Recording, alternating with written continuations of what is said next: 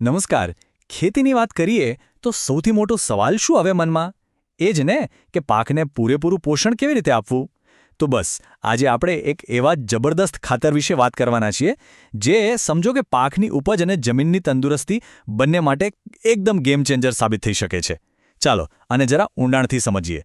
જરા વિચારો તો કેવું સારું થાય જો કોઈ એવું એક જ ખાતર મળી જાય જે પાકની બધી જ પોષણની જરૂરિયાતો એકસાથે પૂરી કરી દે. મતલબ એક જ વાર ખાતર નાખો અને કામ પૂરું, સંપૂર્ણ પોષણ. શું ખરેખર આવું શક્ય છે?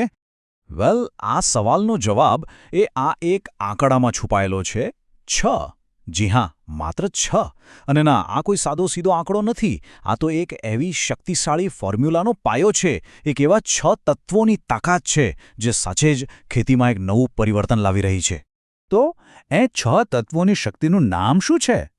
એનું નામ છે એગ્રોસેલનું મહાસલ્ફેટ. આ કોઈ સામાન્ય ખાતર નથી, પણ એક ઓલ ઇન વન બહુપોષક ખાતર છે. અને સૌથી ખાસ વાત, એને ખાસ આપણી ભારતીય જમીન અને આપણા પાકોની જરૂરિયાતોને ધ્યાનમાં રાખીને જ તૈયાર કરવામાં આવ્યું છે. આ જુઓ, આ છે મહાસલ્ફેટ. એના પેકેજિંગ પર જ એની તાકાત દેખાઈ આવે છે. ખાસ કરીને ઝિંક અને બોરોન જેવા જે સૂક્ષ્મ પોષક તત્વો છે ને, એનો પણ આમાં સમાવેશ છે. એટલે એમ સમજો કે આ ખાલી પોષણ નથી, પણ પાક માટેનું એક આખું સંપૂર્ણ ભોજન છે. તો હવે સવાલ એ થાય કે ભાઈ, આ મહાસલ્ફેટ આટલું બધું અસરકારક કેમ છે? ચાલો એ રહસ્ય પરથી પડદો ઉઠાવીએ. આ બધો કમાલ છે એની અંદર રહેલા 6 ખાસ મુખ્ય પોષક તત્વોના અનોખા મિશ્રણનો. મહાસલ્ફેટની અસલી તાકાત છે એના આ વૈજ્ઞાનિક મિશ્રણમાં. જુઓ, એમાં પોટેશિયમ અને સલ્ફર જેવા મુખ્ય તત્વો તો છે જ, પણ સાથે સાથે મેગ્નેશિયમ, કેલ્શિયમ, ઝિંક અને બોરોનનું એકદમ સચોટ પ્રમાણ પણ છે. આમાં દરેક તત્વની માત્રા એટલી પરફેક્ટ રીતે નક્કી કરવામાં આવી છે કે પાકનો સર્વાંગી વિકાસ થાય જ. મતલબ કે આ 6 તત્વોનું જે બેલેન્સ્ડ કોમ્બિનેશન છે ને, એ છોડના મૂળથી લઈને ઠેઠ ફળ સુધી એના સંપૂર્ણ વિકાસ માટે ખૂબ જ જરૂરી છે. આનાથી છોડ મજબૂત બને, રોગો સામે લડવાની તાકાત મળે અને સૌથી અગત્યનું, ઉપજની ક્વોલિટી એકદમ સુધરી જાય. ઓકે, તો હવે સીધી વાત પર આવીએ.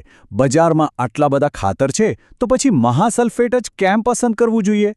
વેલ, એના માટે મુખ્યત્વે 3 એકદમ સરળ અને સચોટ કારણો છે, જે આ ખાતરને બીજા બધાથી સાવ અલગ બનાવે છે.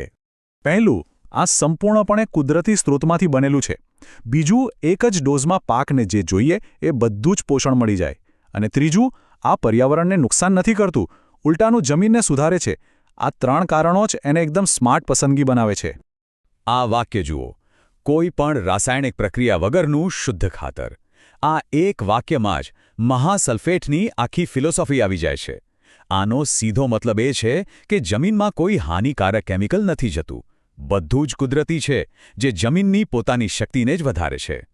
આપણે બધા જાણીએ છીએ કે ખેડૂતનો સમય અને એમની મહેનત કેટલી કિંમતી હોય છે. તો પછી અલગ અલગ ખાતરો ખરીદવાની અને મિક્સ કરવાની, વારંવાર નાખવાની આ બધી માથાકૂટ શા માટે? મહાસલ્ફેટ આ બધી જ ઝંઝટમાંથી મુક્તિ આપે છે. બસ એક જ વાર નાખો અને પાકને જે જોઈએ એ બધું મળી ગયું. અને આ ખાતરની સૌથી મોટી અને સૌથી સારી વાત કઈ છે ખબર છે?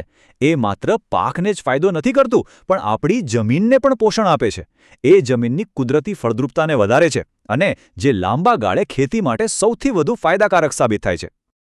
અને હા, એક ગર્વ લેવા જેવી વાત, આ એક સંપૂર્ણ સ્વદેશી ઉત્પાદન છે. આપણા ભારતમાં બનેલું, આપણા ભારતીય ખેડૂતો માટે બનેલું. એટલે જ્યારે મેડ ઇન ઇન્ડિયાની વાત આવે, ત્યારે ગુણવત્તા અને ભરોસો તો સાથે જ આવે. ચાલો હવે એ જોઈએ કે આ શક્તિશાળી ખાતર કયા કયા પાકો માટે એકદમ આદર્શ છે. કારણ કે એની બનાવટ જ એવી રીતે થઈ છે કે મોટાભાગના મુખ્ય પાકોને માફક આવી જાય. ખાસ કરીને મગફળી અને બટાટા આ એવા પાકો છે જે જમીનની અંદર થાય છે.